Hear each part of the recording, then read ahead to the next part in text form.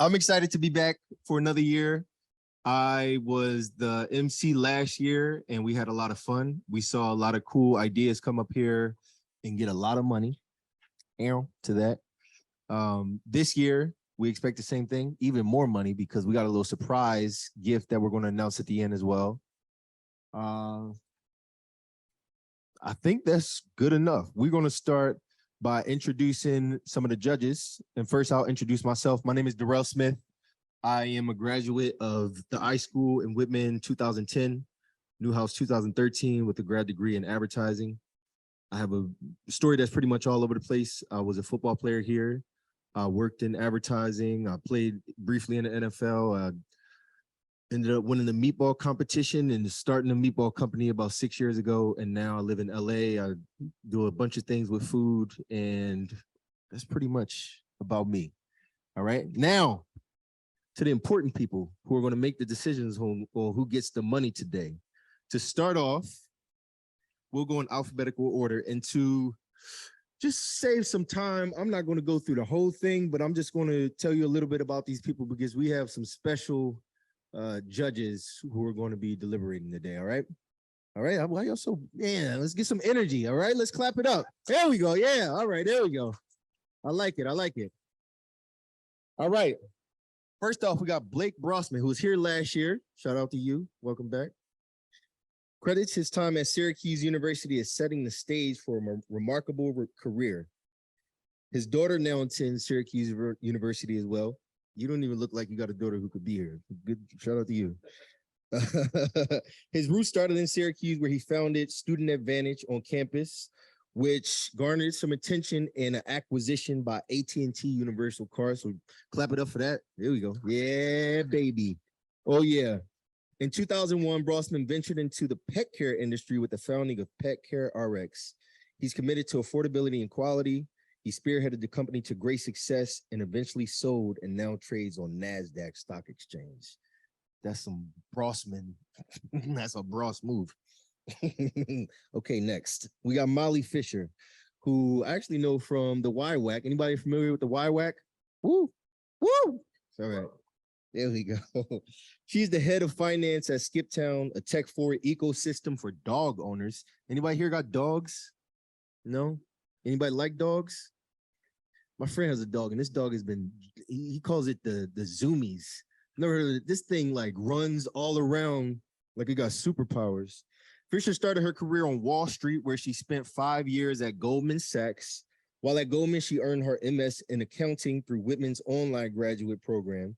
And in 2005, she received an MBA from the Whitman School at University of Pennsylvania, which is right up the street from where I grew up. So obviously it was Syracuse, but shout out to, yeah, I saw you was from Philly. You from Philly? You from Philly, right? Yeah, that's what I like. Yeah, go Birds, baby. Yeah, ooh. Fly, eagle. All right. All right. After several years at HelloFresh, Fisher followed her passion for scaling food startups and joined DIG, or DIG, an East Coast restaurant chain focused on a locally sourced vegetable forward menu. During her time at DIG, she held various leadership positions across the finance and operations teams. And now, like I said, she's a big dog. Fisher stays connected to her alma mater through service on the Young Whitman Advisory Council and participation in student engagement programming. She received Whitman's Orange Ovation Award in 2022. So shout out to her. Let's give her an ovation. There we go. My Philly guy, Aaron Krause. What's up, man? Yeah, I like it. He's the president and CEO of Scrub Daddy, AKA the Zaddy of Scrub Daddy. Yeah, I put the Z on there. He's a serial inventor and entrepreneur with over 30 years of experience in manufacturing innovative products. To date, this is very impressive, and all of you should pay attention to this. He holds more than 50 patents and trademarks and owns or has sold 10 plus companies. How do you do it? Before his success, Krause was a student at Syracuse University. Despite graduating with a degree in psychology, he made the decision to pursue a career in auto detailing, which is crazy because your parents, I guess, didn't like that because they were doctors. Yeah, I feel that. I hear that. Krause received national attention when he appeared on ABC's hit show Shark Tank with his invention of the original Scrub Daddy. After successfully pitching the scratch-free scrubber to the Sharks, Krause accepted the offer from Lori Greiner. In 2014, the original Scrub Daddy was named the most successful product in Shark Tank history, a title which is held for 10 years. That's very impressive, man. That's cool. Since initially airing on Shark Tank, more than 250 million unit, damn, of Scrub Daddy products have been sold. That's cool. All right, let's get to the end of this. Krause received, here we go. In 2016, Krause was given the high honor of Ernst & Young's Entrepreneur of the Year Award for the Greater Philadelphia region and went on to become a national finalist. Scrub Daddy Inc. won Philadelphia Business Journal's Best Places to Work in 2016. Man, that's cool. Now, it's selling in every major big retailer in the US and 20 countries around the world. Scrub Daddy has grown into a household name in its manufacturing facilities in the US, Mexico, Vietnam, Hungary, Taiwan, and China. What was once a single product company now has 160 unique SKUs and counting. Clap it up for that. That's cool. And last but not least, we have Kier Weimer, class 2011, has always been an entrepreneur since starting his first company out of his college dorm room at Syracuse University his freshman year, which similarly, I used to cut my teammates' hair. And anybody know what a Zeke is? Zeke, when you mess up somebody's hairline? Yeah, that's a new word. Yeah, I used to Zeke everybody's. All right. He went on to form and grow several companies in the luxury real estate space and multimedia space, and also founded a VC-backed technology company before founding Weekender Hotels. As founder and CEO of Weekender, which he started during the pandemic in 2021, which is crazy, but not so much crazy, Weimer is now focused entirely on inspiring the next generation of travelers through adventure via a collection of design-forward smart hotel and experiences. Weekender currently has 8 hotels in its portfolio throughout the Northeast, employs over 85 people, and is growing quickly in its second full year in business. When not working on changing how people travel and interact with the world around them at Weekender, Weimer loves to travel the world, is an outdoor enthusiast and adventurer, and enjoys skiing, mountain biking, and hiking. I love that because I love the bike as well. All right, clap it up for them. There we go. All right, so I think we can get started. We good? We good to start? Ooh, we're here for the fun part. Let's get started with our first featured venture. All right, everybody knows the rules. I'm very strict with my time limit, and I hope that you all know that because I'm not playing. You got 5 minutes to come up here and present your pitch, and then the judges will have another 5 minutes to give their questions for everybody to learn some more. All right? Are y'all ready? Are you ready? Yes. All right. Without any further ado, Out to Win Sports, Jack Adler. Welcome to the stage, baby. Go.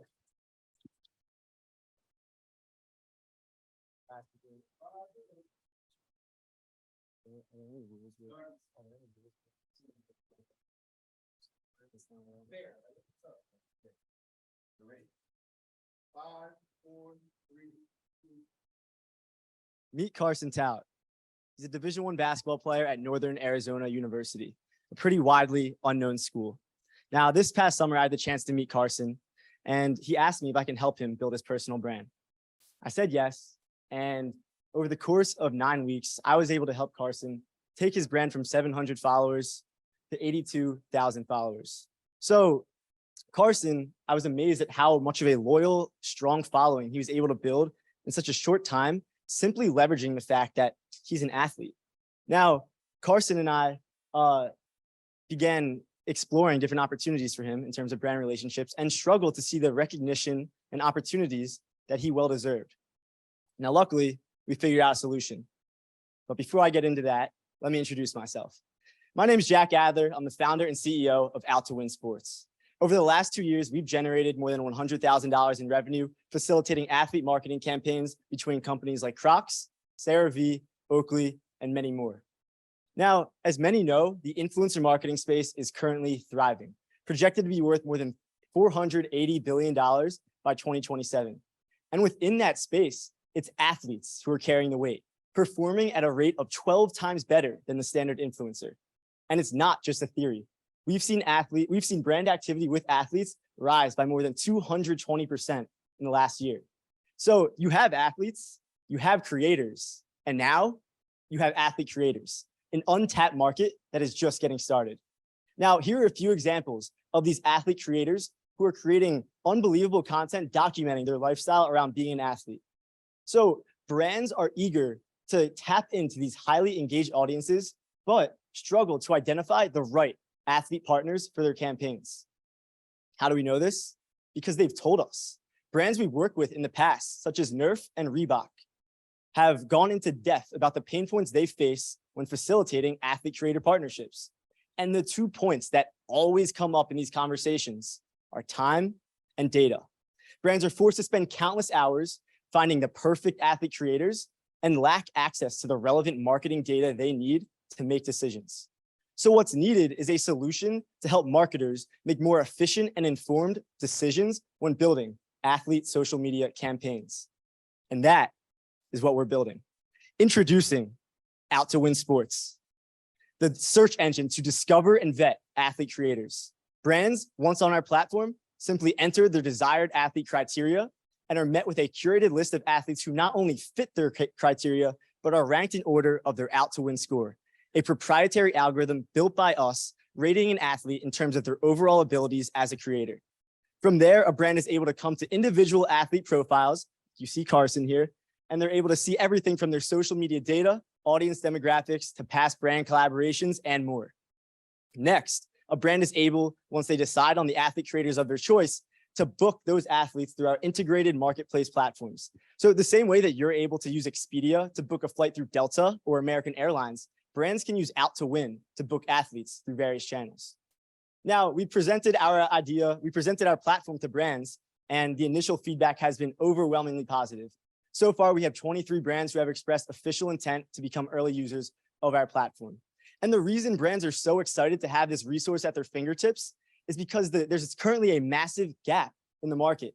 On one side, we have athlete databases like On3, which primarily focus on college athletes and their ability to perform on the field. On the other side, we have influencer marketing platforms. And as you can maybe imagine, finding an athlete creator on this platform is like finding a needle in a haystack.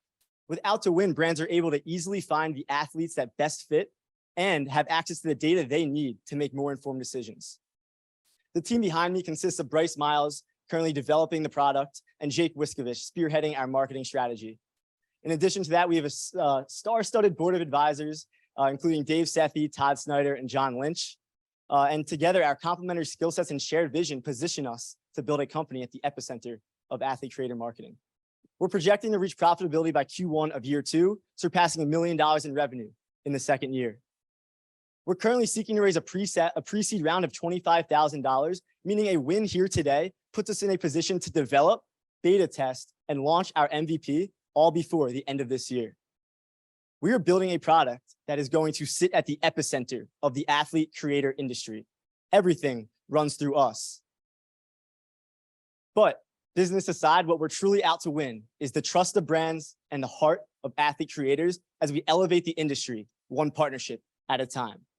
That is what we are truly out to win. Thank you.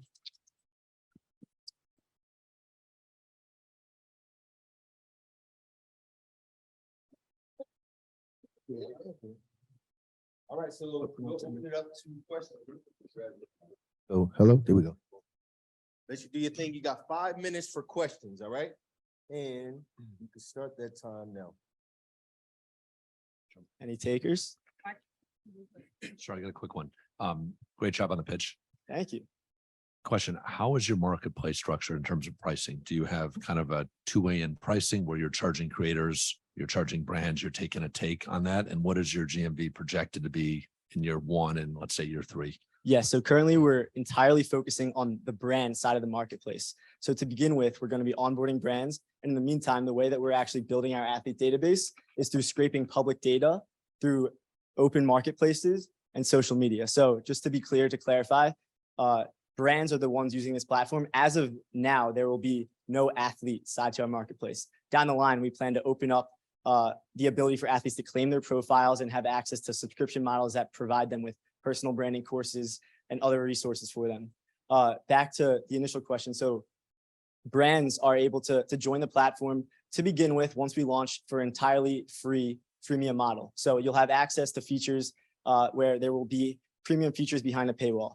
Now, pretty much what we're doing to begin with is looking to start at a low rate that will allow us to acquire customers at scale and build a massive user base right off the bat.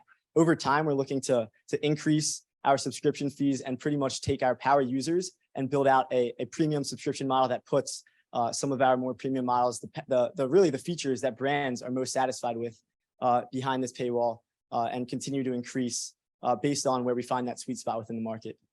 Great. Thank you. My son has almost 80,000 followers on TikTok, and he's an athlete. He plays You should junior connect hockey. us. So I'm really into this space. You started the pitch out showing us how you took an athlete and got him a whole bunch of followers, but then you pivoted directly into it's all about getting the brands to buy in and pay you for it. How are you curating the athletes on the other side? Yeah, so great question.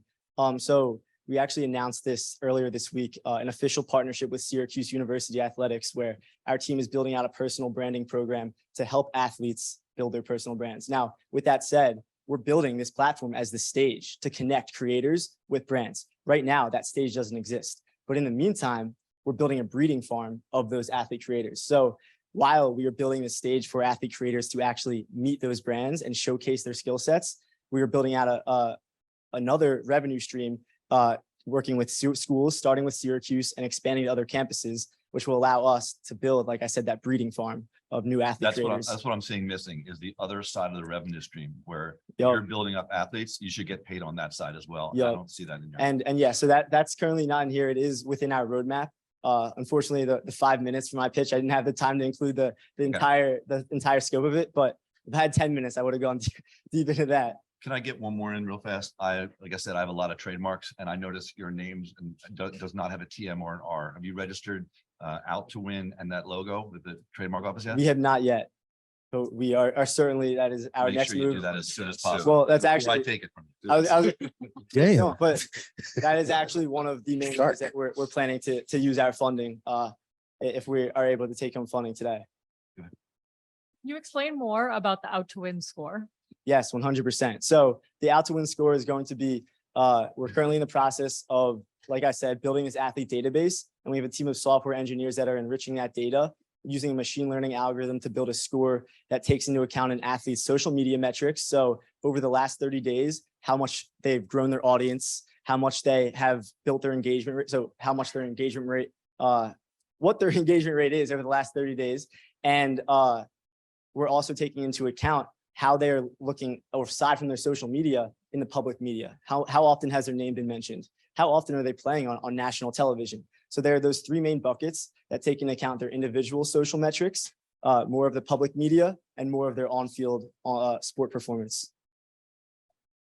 We got 40 seconds. So on the throughput, you're getting that from the actual athletes, but the actual brands, you're taking an onboarding saying, I am an all Christian company. I have these ethics, I have this, and these athletes won't work with me or will work with me. Or we are acting as a discovery and vetting tool for brands. And to be clear, these brands are not the Nike searching for their next Michael Jordans. They're the brands that are searching to build wide scale campaigns. So they're going to be coming back time and time again to build campaign after campaign, taking the basketball player at Northern Arizona, taking the lacrosse player at Kentucky, taking the track and field player from Texas.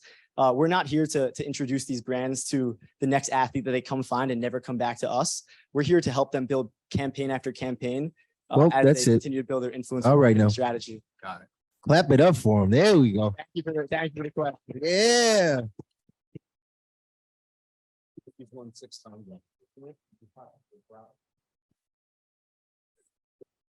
All right, another round of applause. That was a cool presentation, man. Good job. Yeah, absolutely. All right, without further ado, we have Shuka by Natasha Brow. Oh, you got some samples for us? I get to try some? No, just 4? All right, never mind.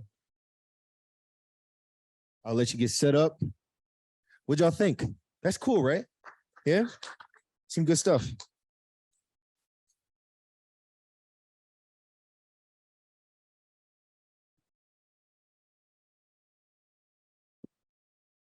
All right. Are you feeling good? All right. Your time is starting in 5, 4, 3, 2. Here you go. 81% of people think that food helps them understand a culture better. I'm one of those people. After my freshman year, I immersed myself into Israeli culture. I was in a dark restaurant with stone walls, pots hanging over my head on the ceiling, and I had shakshuka for the first time. Shakshuka is this tomatoey dish that's thick and chunky with eggs poached in it, gently bubbling. I couldn't wait to scrape my pan clean with my piece of bread. I knew that I wanted to share this with everyone back at home, but what I didn't know is it was going to change the next 5 years of my life and my college career. If my depiction of the dish didn't do it for you, here's a photo. This dish is very popular amongst the countries on the bottom of the Mediterranean Sea. What's interesting about it is it's different in every culture. It's different in every household you have it and everywhere you find it. The dish name literally means all mixed up. It's a perfect symbol for promoting cultural cooking creativity. It's very popular in the States in restaurants and on TV and even on a flight that I was on, but customers can't find this product anywhere. It's not on the market.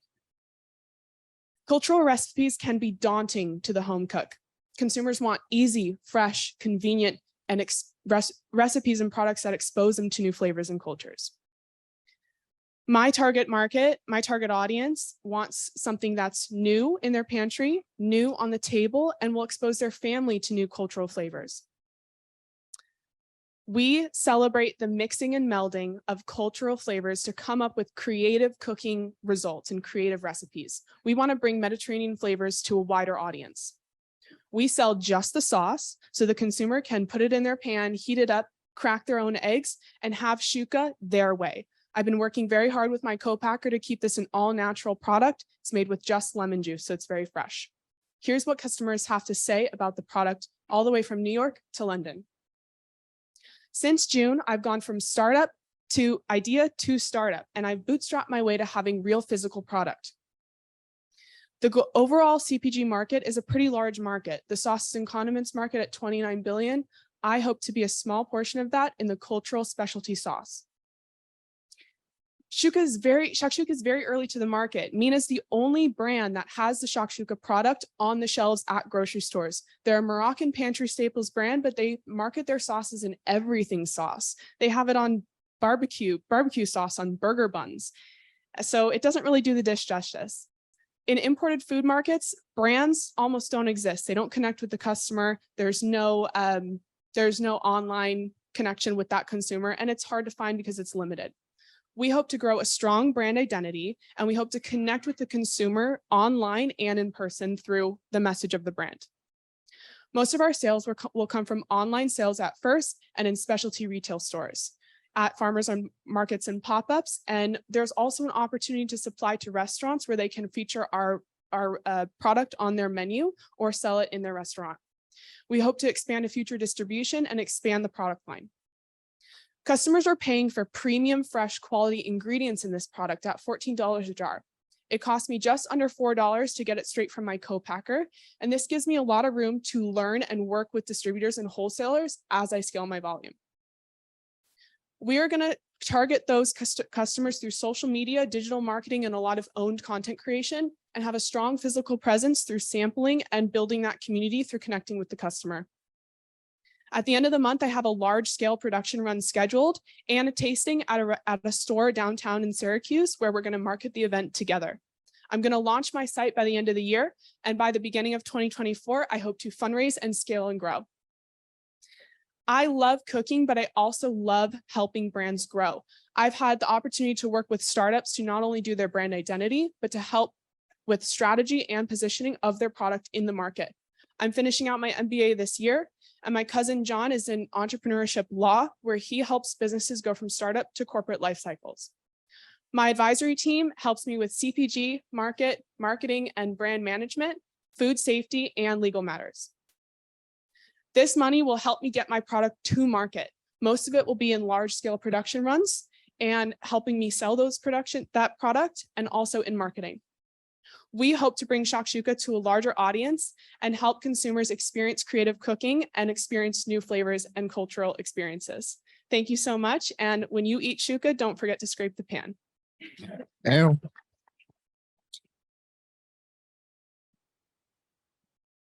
There you go. You came in under time. I love it. Is that bread toasted? No. Nah, no worries. No worries. It's all right. It's all right. A little lighter. All right. So now I'll give the judges a few seconds to take a little bite. Oh, you even give them a little spoon. I love that. Yeah. There we go. All right. We will start in 5, 4, 3, 2. Go.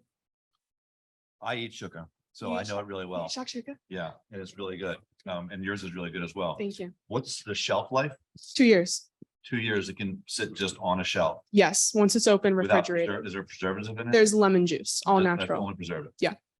Also, I noticed your competitor, again, has a trademark and I don't see Yes. one on yours and I think I know why. Because it's descriptive of the exact product that's in it. So you might not be able to get a trademark. Have you considered that? No, I haven't, but I have been in conversations with my lawyer about trademarking, so that's something that I'll bring You have up. a better chance of getting a shuka sauce than you do a shuka. Okay. So And the you full have a word shuka co-packer sauce. already in place? I do, yes. And where are In they Ro- located? Rochester. Do you visit it often? I've been there for the first production, the prototype batch. We worked together to create the product, and I'm waiting for my scheduled process from Cornell. And how have you secured your recipe so that no one else can steal it? So I'm going to do a trade secret, but I signed an NDA with my co-packer. They're the only people who have my recipe. And not all the details are in the ingredients. So I'm going to learn how to do that as well. You talked about the addressable market being cultural sauces. Do you know how many people in the US have had shakshuka before? I haven't. I've been trying to find that statistic, and it's quite hard to find data about the dish shakshuka, but I am still trying to find a number for that. Yeah, it's a similar question to what I had, which was, how do you kind of quantify and understand the consumer tastes around this? Mhm. Because it's something that I'm not really familiar with, but I think a lot of people weren't familiar with Greek yogurt before Chobani came around, and look how they did. So Mhm. how do you get ahead of that? How do you understand trends, preferential tastes, American culture when you're thinking about this? Yeah, so a lot of people have equated this who don't know about it to salsa or pasta sauce. And that's why I think the competitor opens it up to a product that can be used like that. But I think that I did a public tasting, and a lot of people tried it who have had it before and who haven't had it before. The responses have been that's very fresh and it can be used in a lot of different ways. That's what I'm going for. And I think what's interesting is that our brand message will enforce the fact of learning about shakshuka and the experiences and meaning behind it, and also the ability to create it how you want it. So if you don't want eggs, you can put sausage and chickpeas, and you can kind of be really creative by eating shakshuka. A big part of our marketing efforts will be educating through content online and on our website and Gotcha. in-person sampling. Thank you. Yeah. So I'm still trying. I've never, ever heard of this before today. So I'm a perfect audience that Yeah. doesn't understand. I taste it as like a salsa almost as I'm dipping the bread into it. Sure.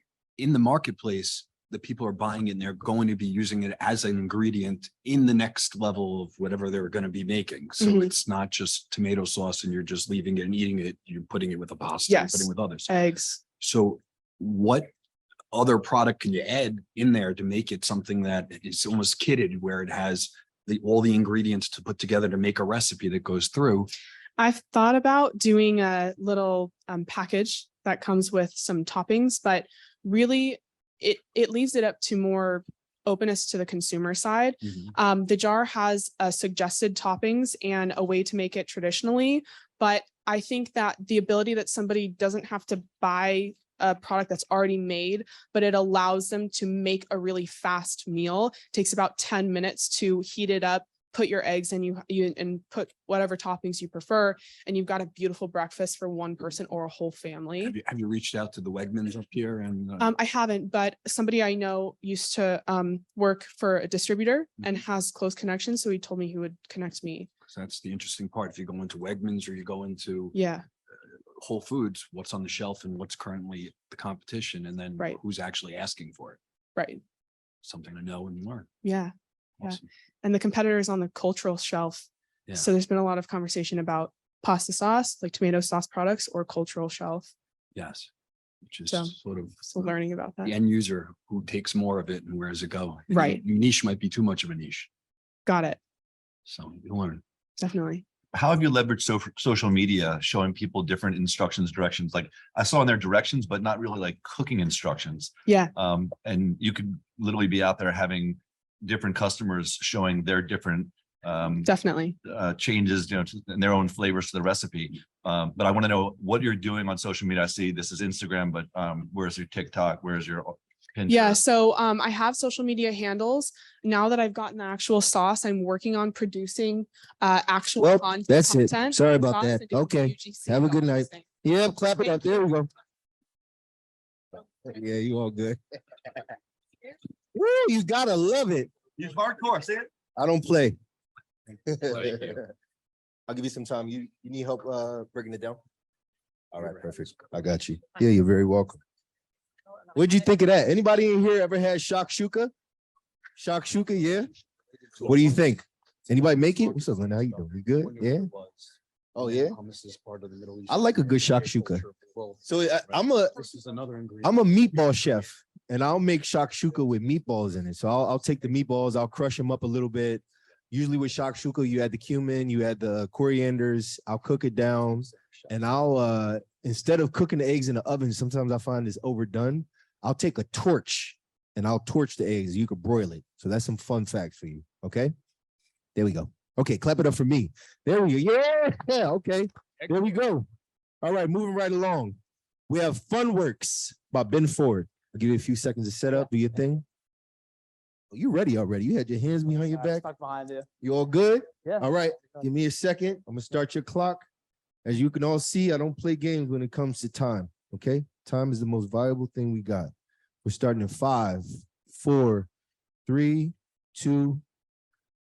Hello and good afternoon. My name is Ben Ford, and I'm the founder of Funworks, and we help businesses better align profit with purpose. In the world today, businesses are facing a growing demand from their employees and consumers to make an impact that goes further than profit. More specifically, 84% of millennials actually want their employers to provide them with opportunities to get involved in the communities in which they live and work. However, unlike large enterprises and Fortune 500 companies, small and mid-sized businesses are at a disadvantage as they lack the resources that are necessary to engage employees with meaningful opportunities to give back, as well as manage their corporate social responsibility initiatives. In fact, the way SMBs are trying to solve for this today is extremely inefficient. They have outdated and decentralized manual processes, mismanaged Excel spreadsheets, and no tools to actually find and vet nonprofits easily, all of which are costing them a ton of unnecessary time, stress, and effort. As part of our customer discovery, we spoke to these businesses directly, and here's what they had to say. We are missing a place for employees to find nonprofits that are important to them. Our company's giving data is trapped in a spreadsheet, and the request to consider a nonprofit comes through email. It's a heavy lift and a very manual process. At Funworks, we believe that every business can be a positive force for good in the world, which is why we are on a mission to empower businesses with the tools and technology to drive positive impact in the world easier than ever before. Our B2B SaaS product centralizes social impact management for companies, enabling businesses to streamline, automate, and scale their operations, find and engage with trusted nonprofits, and lastly, track and report on all of their social impact data. So let me show you how it works. First, employees will be able to browse our trusted database of vetted nonprofits using our search and filter system. For this example, let's imagine an employee wants to donate to a nonprofit that supports education and is operating in the state of New York. Using our search system, they will find one within just a matter of seconds. After clicking on a profile, they can read more about the nonprofit and see information such as their mission statement and other key data. They'll also be able to make a donation directly and in the future give with payroll, as well as request a corporate gift match from their employer. This request would then end up on the admin side for the company, and using our one-click streamlined approval process, they can approve this donation in seconds. This is made possible on the back end through our Stripe integration, where we're automating ACH transfers. All of this data is then consolidated in a company dashboard to easily track and report on all of the social impact metrics that are going on with your company. So how do we make any money? Funworks has three sources of revenue. However, our primary revenue driver comes from charging businesses a hybrid between an annual licensing fee and a usage-based model. In terms of the market, we are going after a $1 billion market opportunity. Specifically, we are targeting the 250,000 small and mid-sized market segments in the United States, which would be companies with 51 up to about 10,000 employees. Thus far, we have some really great traction. In the last few months, we've raised over $100,000 in capital, built our beta product, and have already onboarded over 100 nonprofits. We also have 3 signed letter of intents from amazing pilot customers, which include Pursuit, a mission-driven lending bank with $2 billion under management, Aegis Technologies, and Vision Hospitality. As of a week ago, we launched our closed beta product with our first pilot customer, and within just 4 days of making the announcement, have already onboarded over 1/3 of their staff.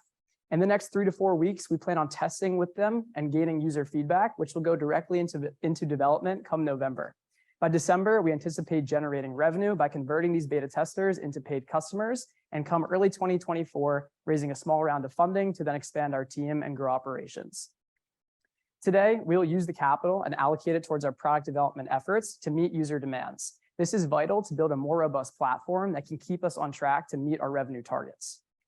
As far as our team goes, I bring direct subject matter expertise to the table, as I most recently was an analyst on Blackstone's social impact team.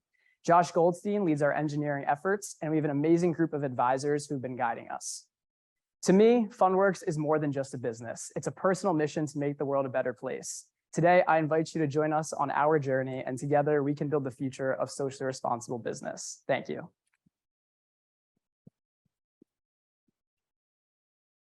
There you go. All right, another person came in under time. I love it. Making your life easier. I hear that. All right, I'm gonna give you 5 seconds to start. We got 5, 4, 3, 2. You. Nice pitch. Great work. Thank you. Love the idea. Am I correct in assuming it's centered on the donation of funds, not time? So less volunteerism, more on funding? Correct. That's like definitely right now what our product is, but we're excited to expand to volunteerism and board membership and other things. But right now it's donations, corporate gift matching, things like that. Right, because some of your data early on did suggest the, desire for millennials, I think 84% to get more involved with their communities. I would venture to say that getting more involved goes way beyond just writing a check from Absolutely. their business and their Yes. employer. Yeah, exactly. And that's correct. And from my experience working in corporate social responsibility, oftentimes the nonprofits that a business writes a grant to, they'll also do a volunteering event with. So we're excited to get into the logistics of that and how we volunteer signups and volunteer hours and all that stuff. And that's kind of just a natural progression of our product for sure. Yeah, I would explore that. I think that can have a really big impact, and a lot of the dollars that are donated do get lost to corporate G&A on running Absolutely. these foundations. So I think if you can give an outlet for people to directly go and give their time, that would be really impactful. 100%. And also on that, like skill-based volunteering. So, everyone at a business is hired to do a job, allocating an hour at work, in the hybrid environment that we have to just help a nonprofit with a website design, with some financials, high level, right? That can go miles for these organizations. So it's breaking the traditional mold of what volunteerism can even be. So yeah, just echoing that, but absolutely. Thank you. So it's kind of ironic because I was in a meeting last week with a company that was a venture capital group, and they have 112 employees. A majority of them were in Stamford, New York, but they're in different states. And they said, we want to do, and I just overheard them saying, we want to do a volunteer group where we're going to bring all our employees somewhere and go. Problem is, no one wants us. And no food bank cared, no one cared. They just wanted a donation. And they wanted a mission to go help and be part of something. And there was a tremendous disconnect. And I started following up on it and looking into it before I even thought of your world. And it's a black hole. If you call it charity, and I actually volunteer for a charity called Stoked, which is, we teach kids how to skateboard and snowboard, and it's inner city kids in New York, California.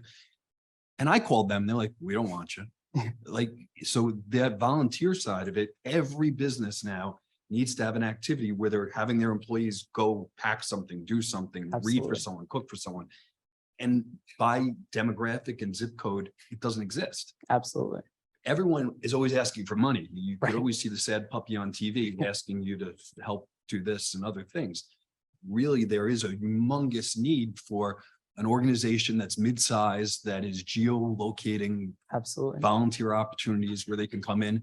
And they're willing to donate money too with that, Right. but they want to not just be the check. They want to have people feel as if they accomplished something and bring their community together, because remote work, remember, separated. So now as they bring them to these events, they think it's going to be life-changing. Absolutely. Yeah, couldn't agree more. That's the gap that we're solving for. That's got to move into that side as much as the donation side. Do you have a sense for these SMBs, how much of them actually corporate match? Because that seems to be a big part of your business. Right, From my absolutely. experience, it's only the big companies that. Yes, there's about 20,000 businesses in the United States that offer a corporate gift matching program. And one of the things that we're excited about in this beginning, as with many clients, I'm sure like Salesforce, et cetera, you have an account manager. So we're actually looking from a hiring perspective to have people who've worked in social impact be part of like a management of an account, so they can actually help them create a gift matching program. It's fairly straightforward, right? You pick a minimum or maximum and you connect your bank and there you go. It's like not super crazy. So right now there's about 20,000, like you said. We don't know the exact breakdown as to whether it's mid-market SMB.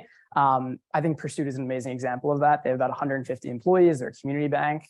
They offer one. And then with our other pilot customer, we're actually encouraging them to create one from an engagement piece, right? So it's like, we have this tool, it's an employee benefit more or less for you guys to leverage and find. And in doing this, we're incentivizing you to actually go on and log in, because we'll double your donation size. If you donate 100, we'll donate 100 as well. That's exactly what a corporate gift match is. So it's actually a really easy way to encourage them to get engagement beyond just the initial, like, this is a good thing. It's more so like, oh, this actually makes sense. I can donate twice as much with them. So we're encouraging it, but every business could offer one. There's not like any barriers to create one. One thing to add to that, I think, which could be powerful, is as part of a go-to-market strategy, is talking to the PEOs and the benefit administrators Absolutely. and the Ripplings of the world, so that if you can, like you would a 401k match, have it super easy for an employer to say, I want to add this to my benefit package, and it Absolutely. would be valued. And you could set a maximum contribution, 2% employee The contribution. muffins are That'd be done. powerful. Nice talk. Ask the question. Great job. Thank you, guys. That's All right. I love that. What'd y'all think? Was that good? Yeah, there we go. Clap it up for him. So we're moving right along. I'll let you get mic'd up. Here we go. Yes, sir. Here we go. Let's do it. We got mission focused ethos coming up with Eric Markarian. Here's your microphone. Oh, you already got the microphone up there. Serious face. Love this. I think I'm hooked up. Okay. All right, you ready? We're gonna start in 5, 4, 3, 2. It's on you. Hi, everyone. I'm Eric Markarian for Mission Focused Ethos. Show of hands, who here likes canceled airline flights? Nobody, I didn't see it. Nobody, right? We hate them. But unfortunately, up to 5% of military and 1% of commercial flights are canceled every day due to unplanned maintenance, not due to weather, but just maintenance. Unfortunately, management of these issues is very archaic and time consuming. Why this matters is because in the military, a canceled flight could result in a terrorist escaping, could result in a medical mission not being completed, or an adversary getting the advantage on us. In the commercial world, it's $18,000 on average per canceled flight. And with 450 flights canceled per day, that's just a little 1%. That equates to $8 million every day of lost revenue, plus all of your time. How do I know this? In 2010, I joined the Air Force Reserve as an engine mechanic. And in 2020, when I was deployed, I was assigned the flight line expediter. This is a supervisor who makes sure the flights are prepared and ready for takeoff. They assign personnel to do pre-flight inspections. They make sure that all the milestones are tracked to takeoff, and they track and report issues. This is the tools I had, unfortunately, to manage those issues, which is crazy. Pencils, schedule printouts, a vehicle to drive around to get status, and walkie-talkies, which the batteries always die on those things. Here's some of the forms that I would print out. And on the left would be like the schedule, and on the right, I'd have to track all the actual times and put people in them. Here's where I would track issues. This would be on a clipboard. This is what it would look like in this model right now with a jet with just one issue, one jet having 2 issues, all the handoffs. So in summary, the problems is very time consuming to deal with this current model. It's inefficient, very unsecure to have this out in the Middle East, advertising over the radio all of our issues. And then all this data is lost. It's just on paper, it gets shredded. And it gets really crazy on a flight line like this with this many jets when you want to scale it. Unscalable. So my background's in process improvement, data analytics. I worked for 10 years at Lockheed Martin, 5 years at Chase as a vice president of fraud analytics and detection. And I currently do that for another large institution. Got my accounting degree here. So as you can imagine, with my background and the military side, I saw a lot of opportunity for improvement. So I created the solution. That solution is FAST, Flight Line Aircraft Status Tool. The main focus is step one, item number one, getting the data to be digital. Once it's digital, we can do endless possibilities with it in terms of getting all the way to predictive analytics and artificial intelligence. Here's some examples of what that looks like. It's built on Microsoft Power Platform, and which is already native to the DoD. And we get some metrics. Okay, so the benefits are obvious, I'm sure to you already, but essentially quicker, getting people out to the aircraft quicker, more time to do repairs and fix them so they meet their mission times. Also a little ESG with reduced ink and paper waste. There's a lot of competition in aviation maintenance. However, they're trying to do too much. They don't work with big companies very well, especially the military. They want to replace invoicing and supply management, and the maintenance logbooks. It's not going to happen. We nestle in there perfectly, just utilizing the data and replacing a thing that doesn't already have a process. We were actually invited, so customer demand. Air Force actually invited me out and my team member out to Vegas to their hub in 2 years ago. We were selected and we got feedback, and feedback from the Pentagon was there doing judging. They said we're out of 5, we're a 4.7 and a 4 out of 5 for value and impact. At the time, it was just a proposal and a concept. So they gave us, unfortunately, a low score on that. But now I have the product built and version 1 built, and I'm ready to get it sold.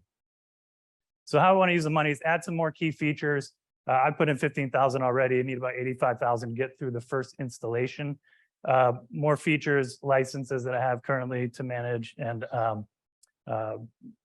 Microsoft licenses and some that back-end optimization need to do. Working with my local base right now as well, and this is my roadmap. So we're going to start with local base testing, go to greater U.S. Air Force globally, partner nations like the partner services like the Navy, and then to partner nations. Looking at about a $65 million revenue over 15 years from installation fees, recurring licenses, and then support. Here's the team. I have a team ready to go as soon as we get funding and long-term customers to jump on board as full-time employees. Thank you.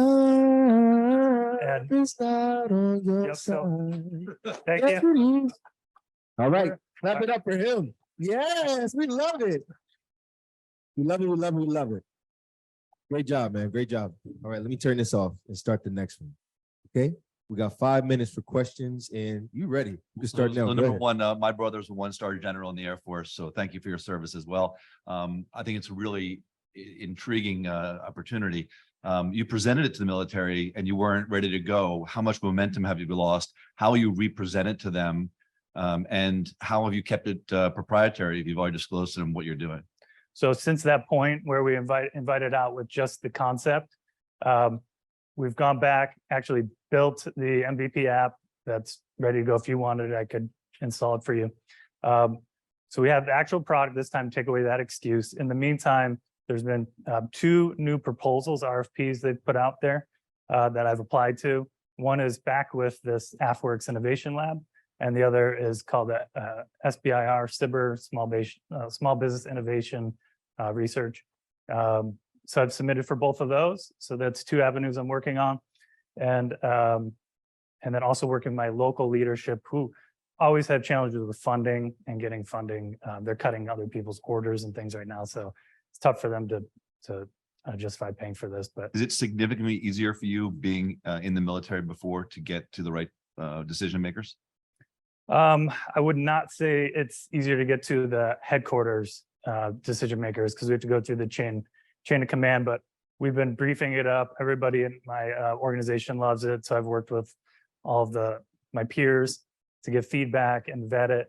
And then we're working it up through squadron commander, group commander, and then we have the wing commander, and then hopefully trying to also get that letter of recommendation support to submit up to the higher. I have more, but I think they need to ask them first. Sure.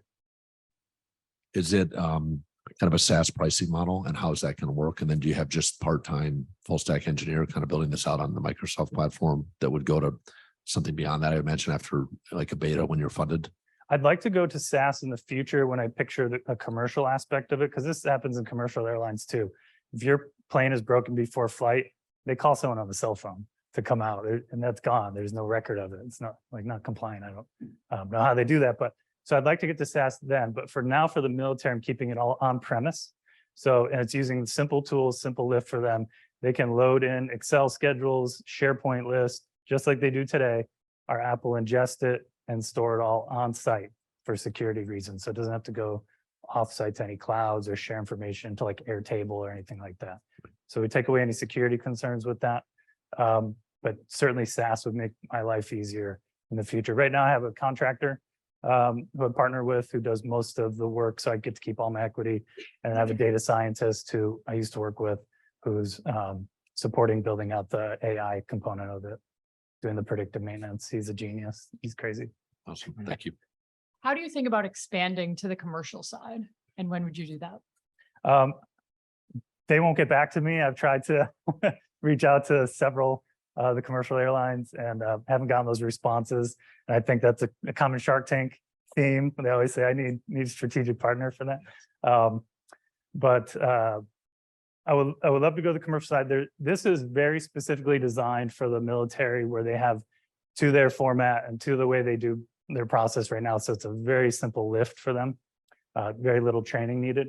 The commercial side, when I have talked to people, we have peers and colleagues that we know.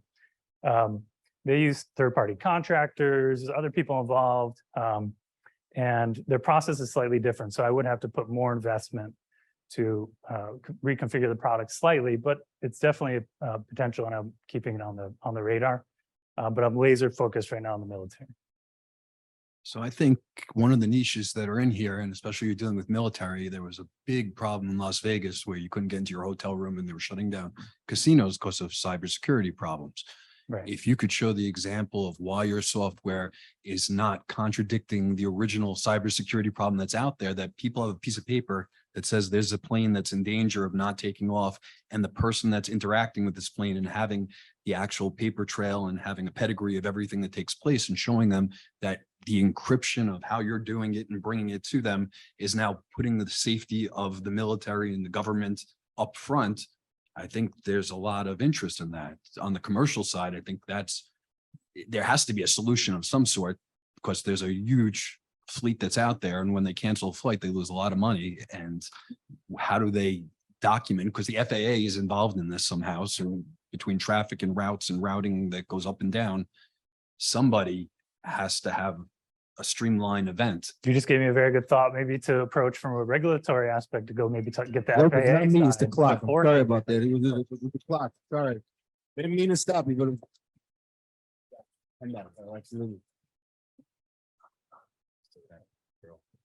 we got one more. You look like you enjoy that too much. I do. Wouldn't you? You want the mic? Shut it down. How we doing today? Isn't this cool? Yeah. Yeah. So we have reached the final presenter for the day. How you feeling? You all good?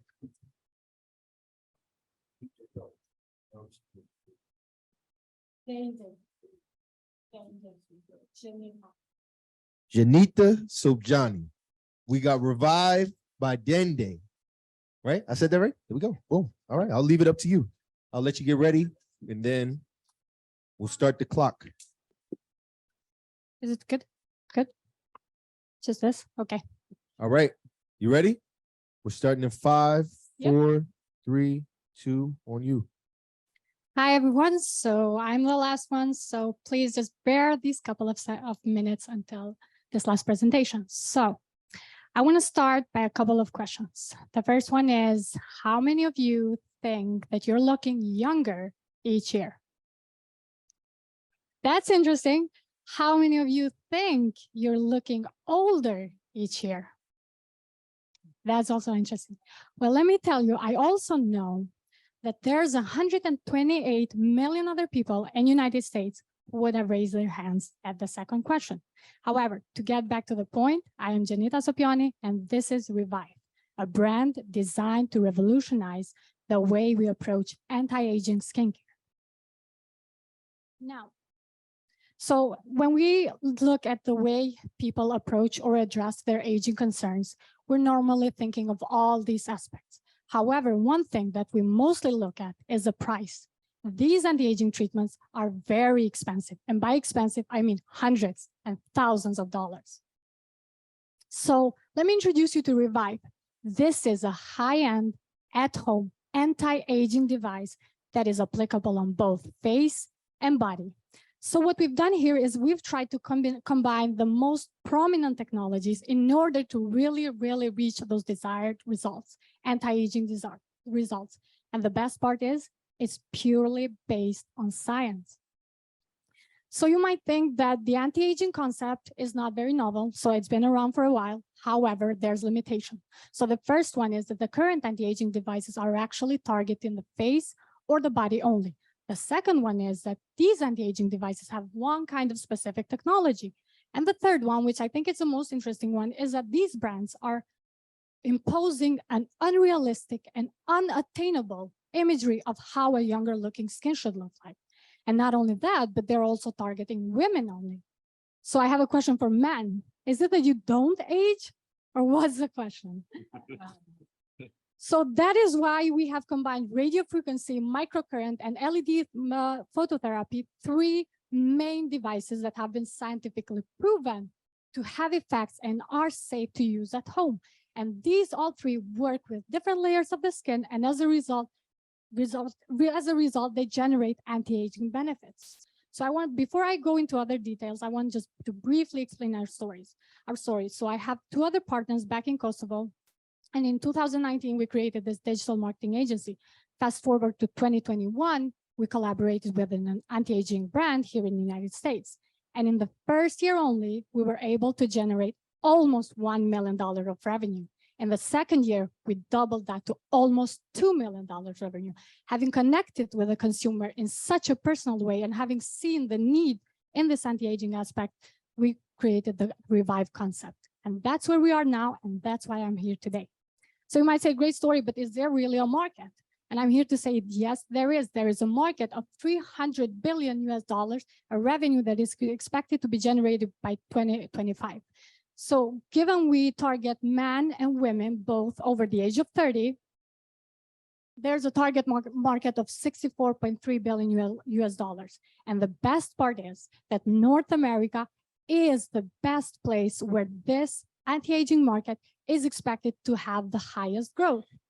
Now we see a trend here. People now want to have easy to use anti-aging at home devices. And that's mainly because they are growing older. There's a rise in technology. You can use now technology at home, and there's high costs related to it, along with many other factors. This is not only a lucrative opportunity in terms of market size, it's also a great opportunity in terms of the margins, and you can see the margins. And that is why this specific Orange Tank funding will help us. It will help us to build, test, and measure this product in small amounts. So as I said, I have two other partners, Leotrim and Chandresa, back in Kosovo, and together we have established this amazing marketing team that knows this industry exactly. So once again, Revive is not just an anti-aging device. It's not about just imposing a younger you or an unrealistic imagery. It is about transforming and helping with transforming the process of aging and embracing everything that comes with it. Thank you, and I welcome any questions. Oh, here we go. I love it. All right, we can start questions now. I'm curious on the science behind it. Like, does it work? And if someone's going to spend $600, they need to be comfortable with that. So what is your marketing behind it working? Yeah. Okay, so we've researched about several different types of technologies that are there in terms of what they work. So there's a certain threshold that you have to be careful in terms of what works for at home and what's really professional. So the reason why we combine radio frequency, microcurrent, and LEDs, these all have three aspects that they work with different layers of the skin in order to stimulate a certain aspect. So the reason why we've chosen radio frequency and the other two first one is because there's a certain demand. 1 second. There's a certain demand of why people, when going at the dermatologist's office, they are specifically interested about radio frequency or specifically laser, light, and energy-based devices. So with that being said, it's that they are the most effective, and the last two are already incorporated in our device. So the way radio frequency works is it heats the layer with collagen light. So it heats the deeper layer of the skin. And with that heat, collagen shrinks and it causes it to regrow and reproduce. So make it as, for example, when you go to the gym, you were working for muscles, you have to destroy kind of those muscles in order for them to regenerate and regrow. So it's the same strategy here. With microcurrent, is sending this electric current to the face in order to tighten and firm the muscles. So as a result, we get a firmer and more contoured appearance. So this is more an outside part, where the radio frequency is more from the inside. And in terms of LED phototherapy, that is the least invasive technology that helps in terms of anti-aging. And as such, it gives energy to the cells. And when cells have energy, they are able to revitalize and rejuvenate. So it's like a flower that gets photosynthesis, it needs light. The same is happening here. Hope that has such a question. What are the accreditations that you have? I didn't see any FDA clearance. Where was the $2 million generated? How much of that is left? Okay, so let me go back. So this is still a concept, it's still a design, so it's not in the market out yet. So the revenue generated, the 1 million, 2 million is generated for another anti-aging device. However, that is only specific in one kind of technology. The good thing here is that we're targeting both face and body. In terms of FDA, we're going to need help in terms of that. However, since this is a class 1 device, it requires only pre-market notification, the 510K. So as a result, we're going to be pursuing that once the product is readily available. Were these just online sales? Yes, it's fully online. We're fully going to This be. 1 million $2 million is not part of your company. It was just you guys promoting. It was what we achieved, the results in terms of our efforts in terms of e-commerce, marketing, customer care, you name it, everything. But your digital market can be generate revenue off of that, correct? Yes. And so how much of that revenue is left from that? Are you using any of that for this new product line? No, so what we've generated, this is like generated from the client. So it's like percentage based. It's not revenue generated for the other device. However, any revenue we've generated from this client as well as other clients, we will bootstrap it and use it as extra revenues to bring the product to life. So it's around 30,000. Online sales, and was it in the US? Yes, only online, only US. Do you have a doctor on your board of advisors or dermatologist? If not, I think that would be super helpful to help validate some of the science. The second part is you're in concept, how far away from prototype, who's working on the actual development of the product and the device? So we have the device back home. We're already testing. So this was one where the results we've generated after few uses. So this is just for the sake of our testing and seeing how it's working and how it's perceived. There's also laboratory testing that's been made on the manufacturing side. So there's like real made, because like we're not doctors, we're just like have found the opportunity and we're trying to sell it. But however, definitely we would need like medical approval in clinic testing and everything else. And that's part of that's about to come. And in terms of the device, we already have the prototype, which is we've been focused on it having a sleek design and one that is suitable for both face and body. So on the $2 million sales that you had for the other product, what was the spend budget? So initially there was a budget of around 150,000. And then everything that came from that, we started from a marketing budget when we initially. That's it. All right, there we go. Clap it up. Yes, I love it. I love it. I love it. I love it. Great questions from everybody, right? Good job. Good job. All right, so everybody is gone. Please give everybody a round of applause because this is not easy to come up here and to present an idea that you literally take from your brain and put onto paper and try to make happen. So I just want to thank all of you for putting the work in and also just exercising that creative muscle. Right now, we're going to have our judges go deliberate. They'll come up with some ideas out in the hallway, I believe. And in the meantime, I'm actually going to interview last year's winner. Oh, my bad. Sorry. Psych. We're going to have Maria come up and talk about the progress that we made. Oh, yeah, that thing. There we go. Hello. There we go. I'll give you the.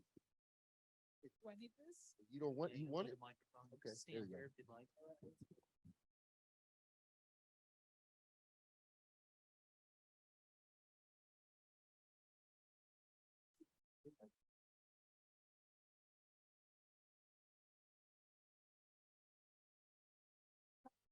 Hopefully you can read them.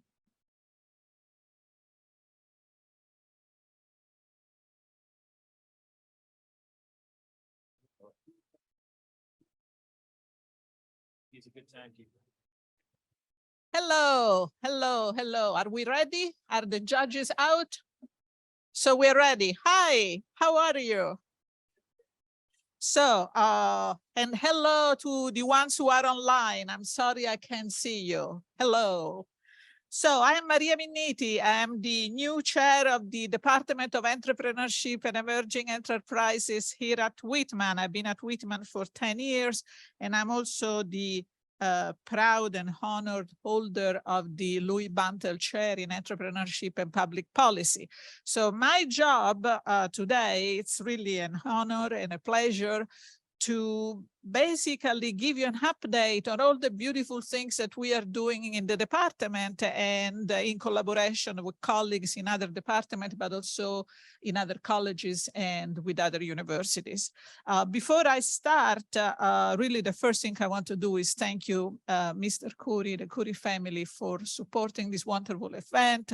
And also I want to thank Mr. Kraus for the new prize that we have been able to add as a result of his generosity. So thank you all for being here. As you know, we are one of the few universities who actually have a dedicated department of entrepreneurship. And this, I think, says a lot about how much we value entrepreneurship and the commitment to the of the university to it. We do it all. We do a lot of research activity as well as program development and, of course, teaching. So let me give you a little bit of an update of what has been going on in the last few months. And first of all of you should have received online our Tripoli department report. If you have not, by all means, let me know and we'll send it to you. And that's our annual way to sort of celebrate what has been done and communicate it to all our friends everywhere. So it's been a pretty rich year. As you know, we are one of the leading departments in the world in terms of academic research, and we are very proud of that, partly because in addition to producing academic research, the kind that gets published in these very specialized journals, we do so with really an eye for impact and how applicable our research is. So let me just give you some example, and again, you will find much more on the report. So some of the topics that our faculty have been writing about and researching has to do, for example, with the formalization of venture that gets created first in informal markets. One of our junior faculty has done a lot of detailed field work in the United States, but also in Ghana, and so in sort of very different development context. Another faculty member, Cristiano Bellavidis, has been doing a lot of work on decentralized autonomous organization and their development. So he's looking at things like blockchain and other systems. And that's a very relevant and timely issue, both in terms of technological development, but also in terms of regulation. And we have yet two more faculty, David Lucas and David Park, who have been looking at the nature, development, and origins of social venture missions. And I could keep going because we are quite active. One more project that I want to describe is actually a project of one of our PhD students. He will be defending his dissertation at the end of the year, and he has already joined the University of Alabama, which, like Syracuse, an R1 research institution, so that's quite prestigious, as an assistant professor. And David work, just to give you an example, is on wildfire management. So you may wonder, what does entrepreneurship have to do with wildfire management? And that was somewhat my reaction when we approached me to do his dissertation on that topic. And the point is, he's really an avid outdoorsman and very passionate about the environment, and he likes to go camping off the grids, and he goes to Northern California. And we all know the drama of a massive wildfire in California, and unfortunately now they are spreading all over. So he noticed that wildfires tend to sort of move in waves. If you look at the destruction, and in particular the property losses and also the human cost, those are much more concentrated. It's like a splotchy. So there was this mismatch. And so he started wondering why. How come the fire behave in this way, but then when we look at the losses, they look so different? And so he started investigating and realized that there is a strong impact that communities may have on fire prevention. So although these huge fires, you can really prevent them from happening or attacking your community, but the quantity of damage that they suffer can be actually managed. And it turns out that the places where it managed better are places, are communities where entrepreneurial solutions have been developed bottom up. And so that's where the entrepreneurial solution to grand challenges, wildfire in this case, came about. And so this gives you a sense of how creative and diverse and impactful our research can be. Partly because now, out of David's work, it is possible to make a policy recommendation that, for example, it is much more useful to provide grants so that self-organized community can prepare themselves against fire rather than maybe implementing a blank sort of best practices that may or may not apply to specific cases. So we do care about research that is relevant academically, but also impactful. And of course, within this context, we developed a bunch of programs. As you know, already last year, we launched a new program jointly with the School of Law. Cross-disciplinary studies have a lot of value and are desirable in terms of what we can learn, but also in terms of how much they create value for our students and for their potential placement. This year, we are putting a renewed focus on sustainability issues, and we are launching a new joint master program with the Maxwell School of Citizenship. And of course, we are expanding the CASI program that also look at sustainability and is joint with the School of Engineering and also with ESF SUNY. So this is sort of in terms of some of the program and some of the research, but there is great stuff going on in terms of teaching. And here I'm going to give you some statistics because I'm very proud of that. And so I am the department chair, I get to be proud, and you get to listen to all my numbers. So listen to this. We offer 34 different undergraduate courses. These are courses in entrepreneurship that our students had the opportunity to take. 34 different courses at the undergraduate level and 36 different courses at the graduate level. We have had more than 2,000 students from the entire university in our classes. We have now more than 200 between major and minors, and we had 560 students developing an actionable plan to launch a business last year. And that's also thanks a lot to our friends at Launchpad, in particular Linda, who's sitting there and has been always a force behind all this. And there is more. And then you're going to clap because this is all stuff that the department is doing. So our students, the group graduating between 2018 and 2022 raised, listen to this, more than 135 million in equity investment and more than 4 million in business plan competition. And 75, we were talking about communities before, 75% of program graduates continue to be engaged in business plan competition and returning to Syracuse as judges, mentor, and entrepreneur in residence. So we are building a community, and we are here and we are doing things, and we hope that you will continue coming to visit and supporting us. So this is great. And of course, we continue working with our friends at IVMF, veterans, and now we are developing new initiatives. Thank you also to sort of the entrepreneurial input of Dean McKelvey. Finally, there have been a number of grants received by faculty in the department.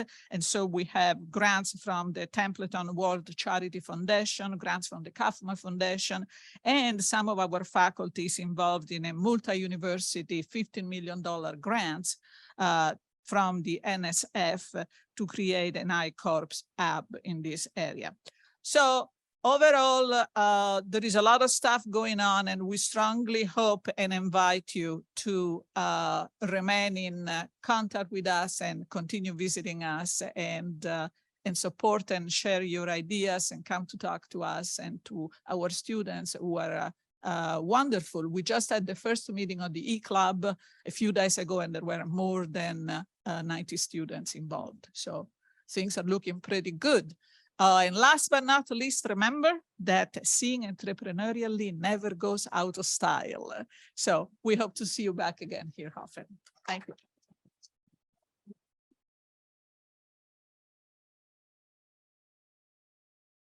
He I love didn't it. sing to me. There we go. Great job. Great job. All right, now for the fun part.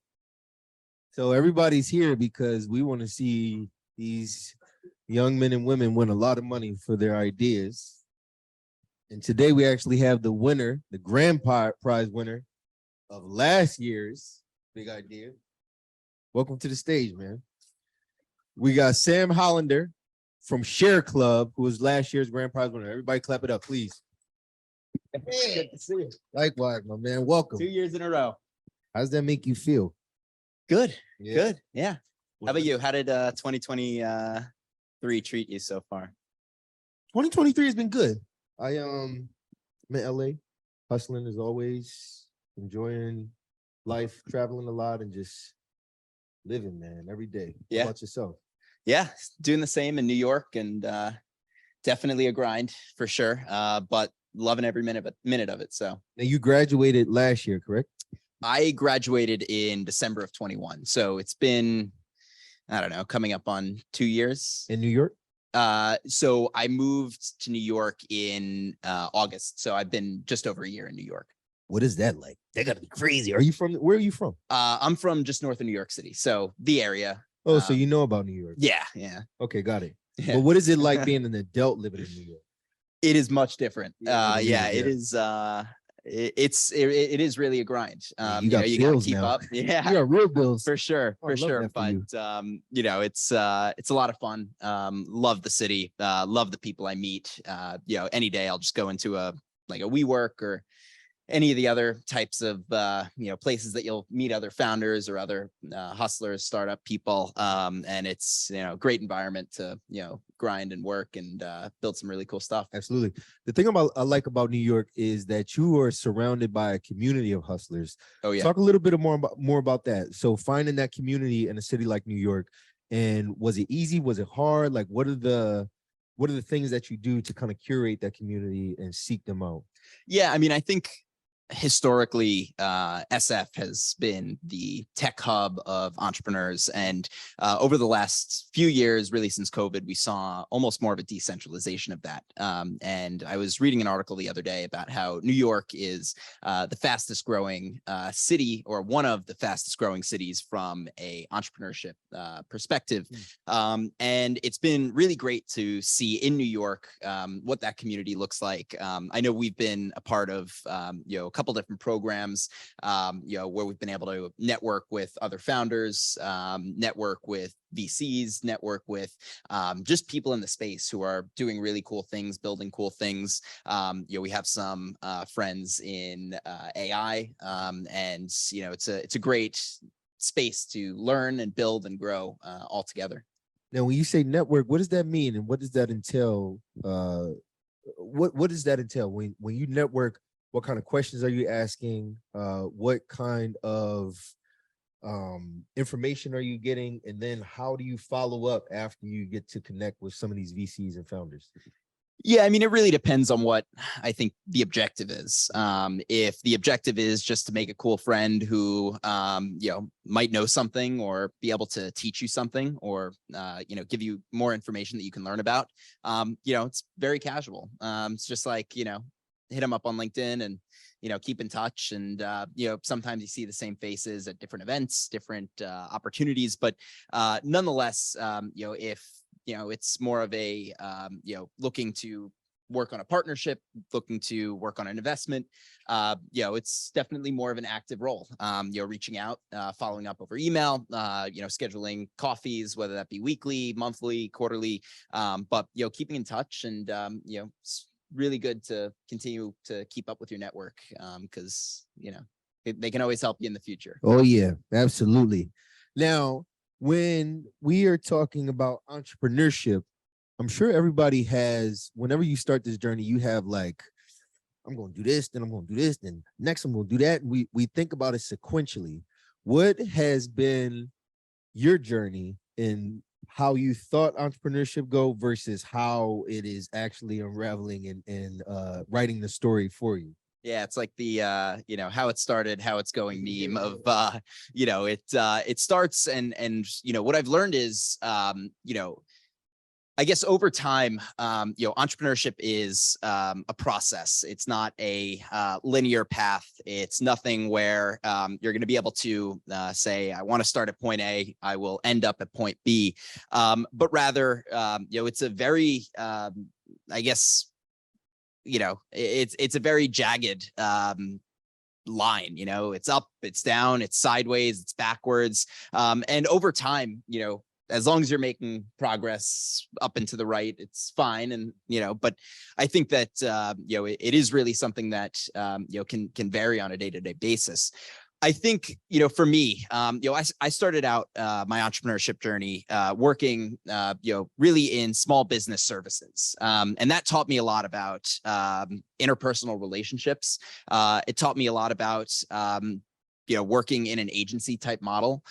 It taught me a lot about the fundamentals of business. It's funny, I was talking with one of my good friends last night about how, I started and was doing one product and then realized that I can cross and upsell to other products. And so it's a lot about, figuring out one step at a time, I guess, what the different learnings and takeaways are. And throughout the various ventures I've worked on since the start of my entrepreneurship career, there hasn't been a venture that I've walked away from and learned nothing about. It's always about learning. It's always about continuing to reinvest in yourself. Can you talk about maybe the biggest challenge that you faced thus far in your entrepreneurship journey?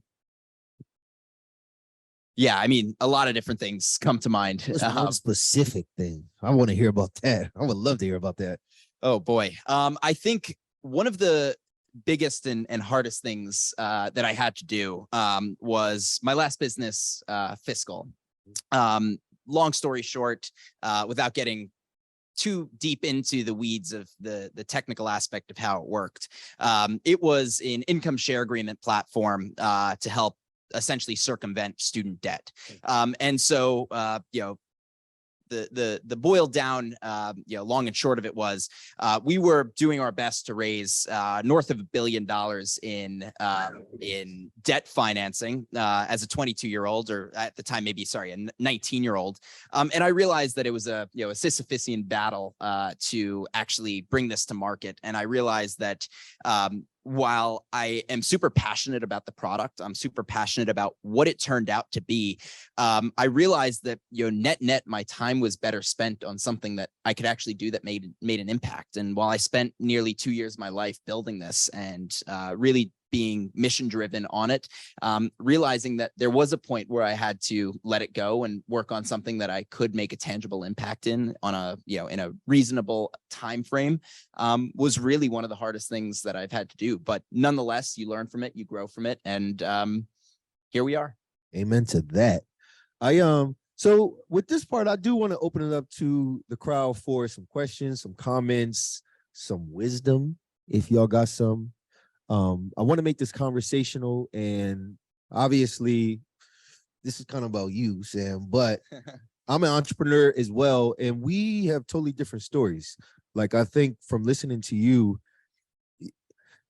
your emotional connection to the businesses is a little different than mine. Like, when you work with food is something where you literally put your soul into it in a different way. Your soul goes into the overall business of it, whereas with food is something where the soul goes into, like, and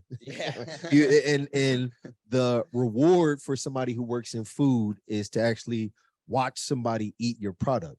With you, what is that reward? And we'll open it up after this question. We'll open it up.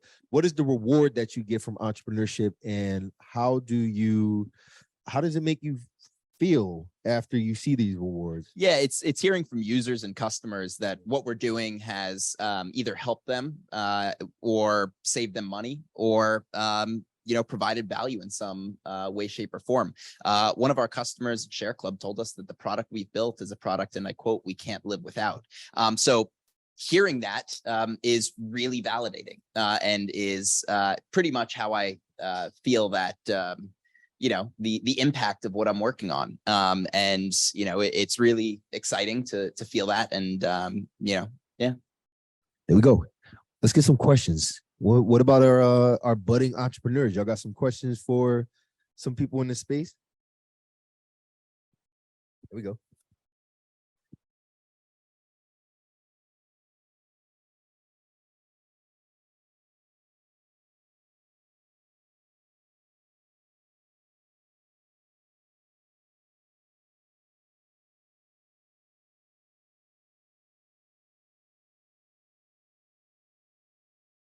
Yeah, I think for us, the Orange Tank capital was completely pivotal. We would not be where we are today without the money. And specifically, where did that money go was almost all, if not all, into product. We realized that we had a very strong sales pipeline at the time when we came and pitched. The barrier to where we were then and where we are now is predominantly in product, and being able to continue to reinvest in that, to talk to customers, talk to users, figure out what works, what doesn't, what are some features that make sense. That has predominantly been, where we've been spending vast majority of our time and capital. Right here. I saw the site of the school. Like what would your methodology to contact a partner, people reach out and discuss?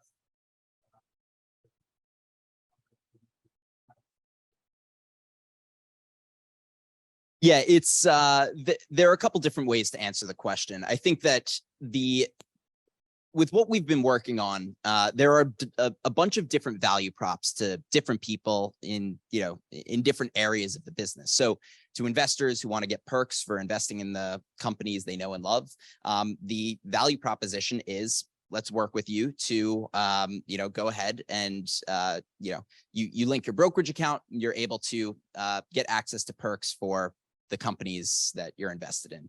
For companies, the value prop is predominantly in knowing who their retail investors are. So right now there's a phenomenon on Wall Street, which is known as street name, which essentially means that I, Sam, might own 10 shares of Apple, but Apple sees that Robinhood, who's my broker, owns 1 million shares, which is from Sam, from Darrell, from you. And so what we're able to do is provide companies access to all of that data to say, okay, now Sam is actually the underlying owner of these shares. And that's very important for different reasons, like proxy votes. That's very important for different reasons, including helping companies more digitally communicate with these investors and also providing perks that more, I guess, better align shareholder and customer loyalty. So I hope that answers the question, but.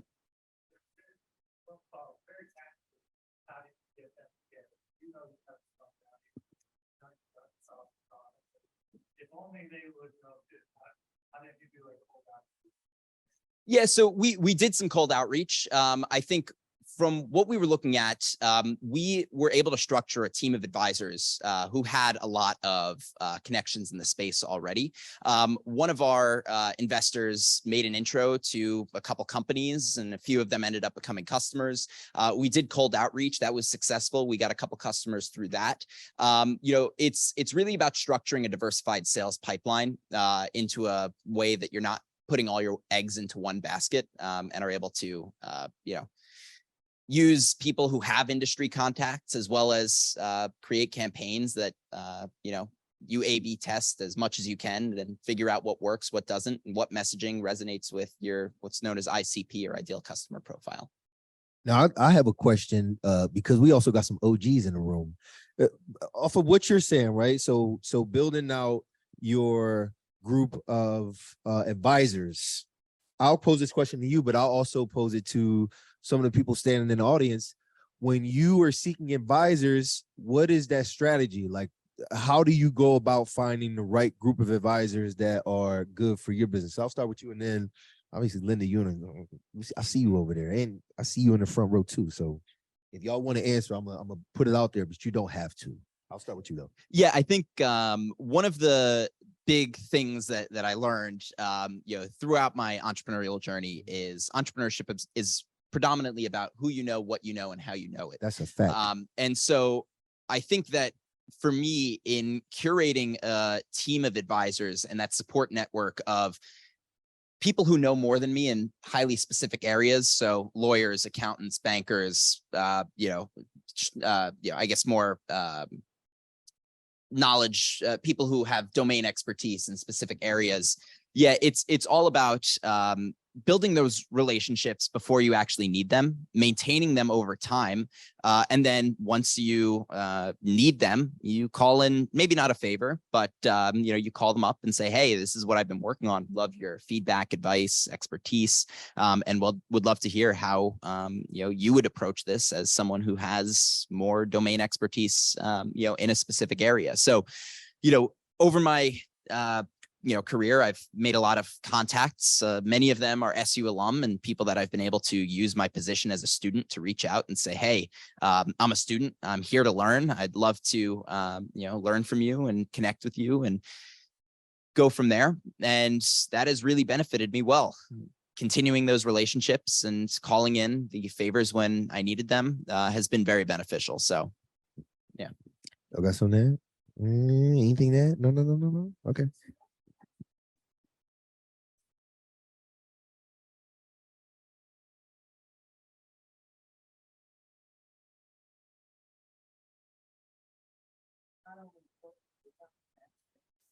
Mentoring others, cohorts in Austin, Texas right now, watching live. Shout out.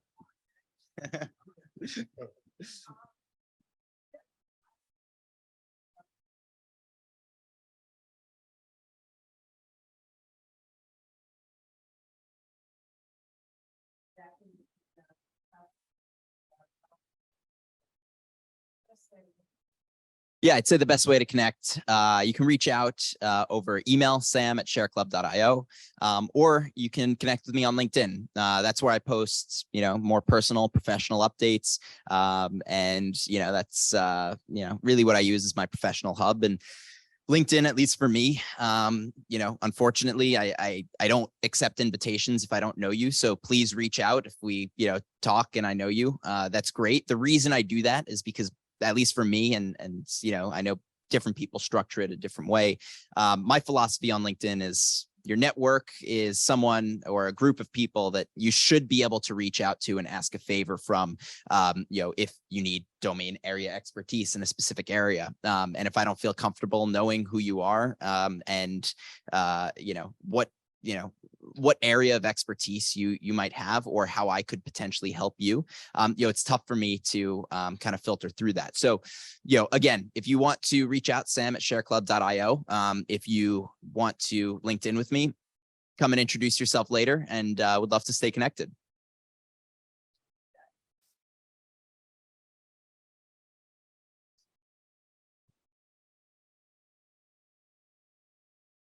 Coming to events like this, realizing that, or not realizing, but understanding that people are, you know, out here and you know, pitching at events like this, I think, you know, are a great way to meet new people. I also think, you know, just putting your best foot forward and always lending a helping hand to people, you know, putting yourself out there, and offering mentorship where you can in specific areas is a really good way to, you know, help people and get to grow your professional network. Yeah. Oh yeah, absolutely. Now, of course. Well, piggybacking off of that, what do you take from events like this? When you stand up here and you pitch, like obviously everybody stands up, you sit, you watch these, everybody come up here, they pitch their ideas. That's not easy. Like it's not easy to come up here and take criticism or take feedback for these ideas. And so when you do events like this, what do you take from it and how does it help you grow as a presenter, as an entrepreneur, and as somebody who is seeking wisdom, knowledge, money, whatever out of these relationships that you build? Yeah, I think that these events are very important to get some high-level preliminary feedback. I think that one of the largest challenges as an entrepreneur is on a daily basis, you get feedback from a lot of people, some of whom have very strategic insights that are worth paying attention to. And some of them are maybe things that you've already tried, haven't worked out, and there's a very specific reason as to why that is. And the biggest challenge as an entrepreneur is filtering through all of that feedback and accepting the things you think make sense and rejecting the ones that don't. But, you know, over time, it's, you know, it's definitely a challenge, but something you get to, you know, learn on the job and, you know, continue to iterate. Boom. I love it. And our judges are back. So everybody give a round of applause to Sam. Yes. Thanks for having me. Yes, yes, yes. Good job. Thanks, I appreciate you. Yep. Absolutely. All right. So now we've reached the moment in our presentation. Before we learn anything about who won, we have somebody who's going to come up and talk about the money that he donated this year. So shout out to him. you know you are. So without any further ado, we're going to have Aaron Krause come up and talk about. Thank you.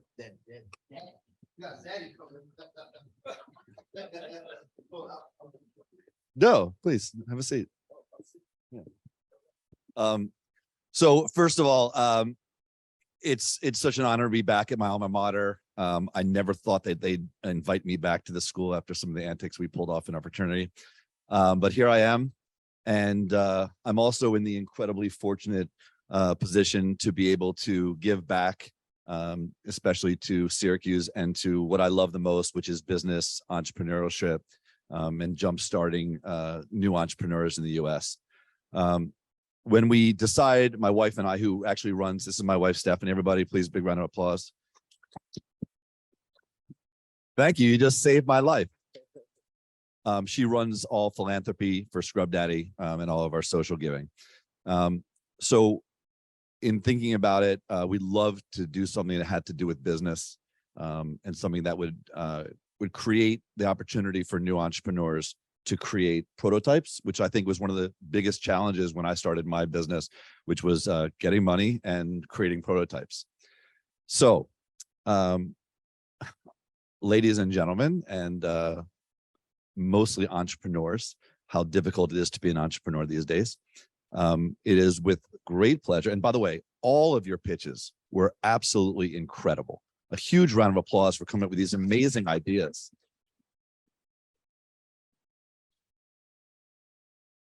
It was very hard for us. We had a lot of fun back there, and some interesting agreements and disagreements. And it was very difficult to come to a conclusion because all the pitches were really good. Scrub Daddy is actually going to be presenting our own prize.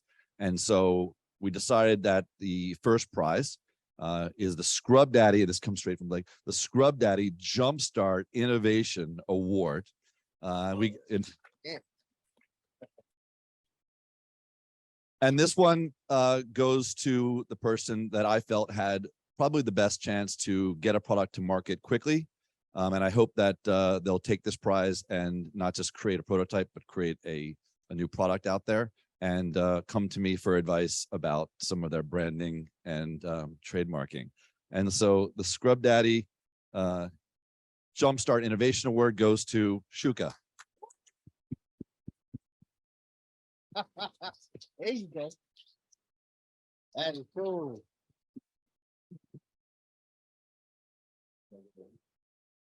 Let me get out your way. There you go.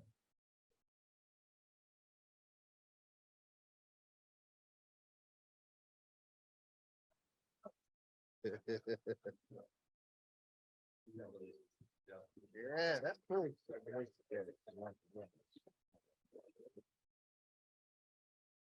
I love that. All right. Yo, Maria coming up, right? Yes. Yep. So we don't know who won either. So we are this reminds me of like the Oscars, or where did we're both celebrity guests.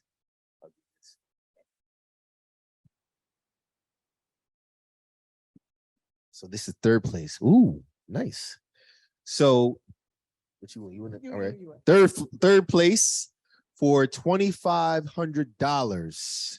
We've got, okay, never mind. Revive.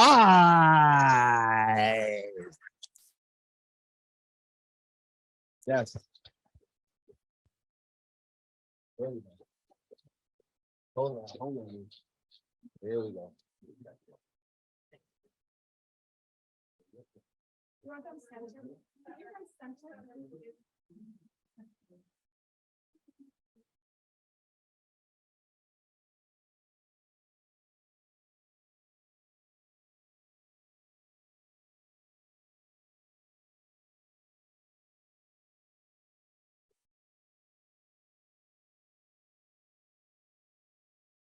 All right. We got our second place, $7,500. The prize goes to Mission Focus Eaters. Yeah.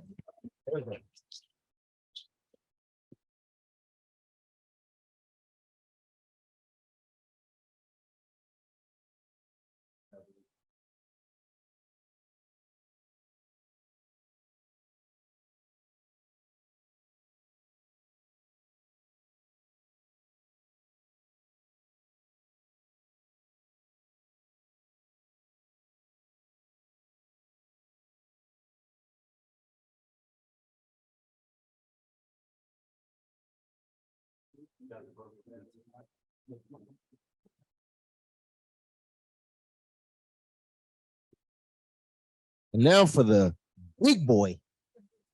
Oh yeah, absolutely. Here, let's get that mic. For the big one, 25 G's. 25 G's, two, one. How to win sports. Curry Grand Prize. Yes. Also, we want to thank Mr. Corey for this donation. That is a lot of money. So shout out to him.